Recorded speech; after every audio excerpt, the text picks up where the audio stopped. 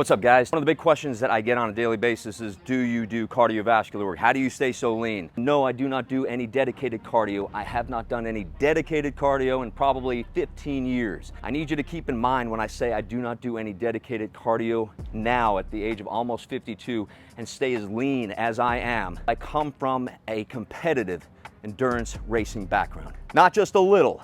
I'm talking number 2 in the United States in duathlon back in 2000, number 25 in the world. I went to college on a Division I track scholarship.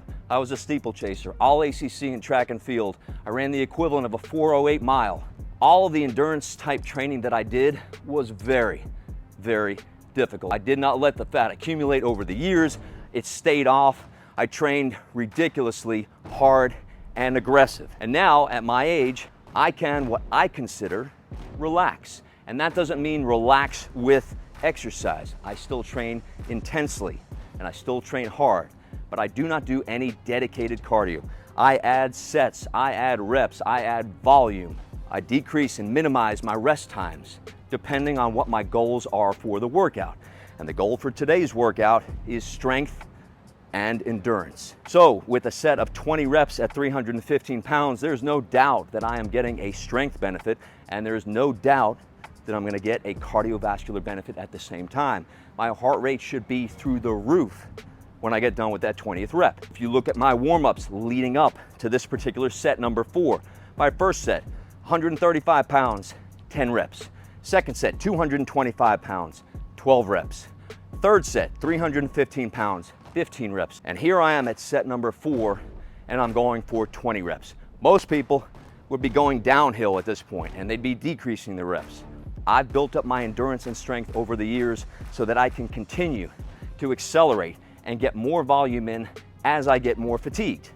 No PEDs, no steroids, no TRT, growth hormone, any of that crap involved in this type of work. This is dedicated work over an extensive period of time, not days, not months, not years, decades. This is not my first rodeo. I've been doing this a very, very long time.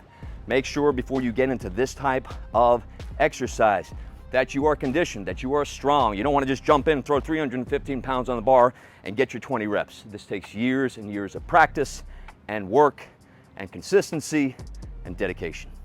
Now, before I conquer this task, I want to say a special thank you to Barbell Apparel for sponsoring this video. This is the Havoc Tee, Ranger shorts. You all know this is all I wear. Phenomenal workout clothes and leisure wear. I've got them linked in the description. Check them out, Barbell Apparel. I'm using straps. I want to make sure that I can hold on to the bar as long as possible. I don't want my grip to become an issue. I am wearing a regular pair of shoes. I've never been concerned with wearing flat shoes or going barefoot. I basically deadlift in whatever I'm wearing that day. I don't put too much thought into it. I just do it. I'm going with double overhand grip, so I'm going to get my straps set up. I don't want to spend too much time getting my straps situated because it puts me down in a position I don't feel thoroughly comfortable with my head down. You can see the Y, a big vein coming out of my forehead. So I want to get going as quickly as possible and just make sure I have a solid grip. Drive all the weight into my legs and upper back, and let's get rolling.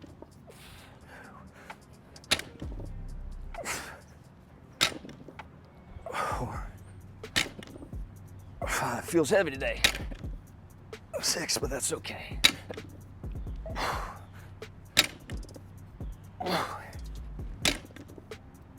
So I'm struggling already.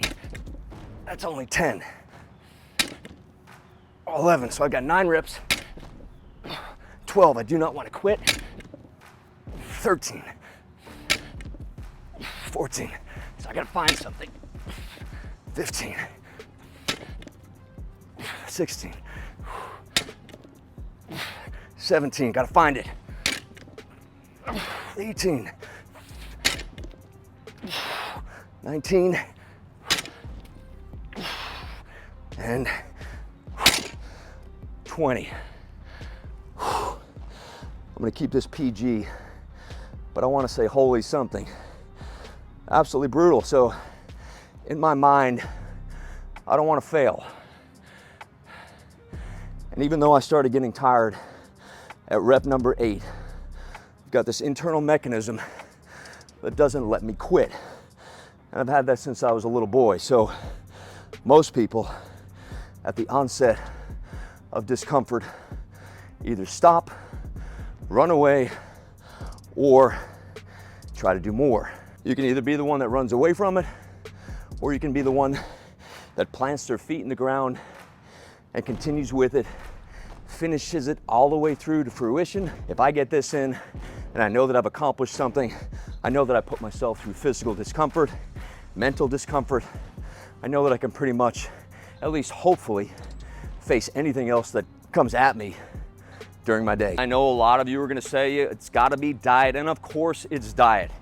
I eat to the point where I don't go to excess. So for me, exercising balances out the food that I eat.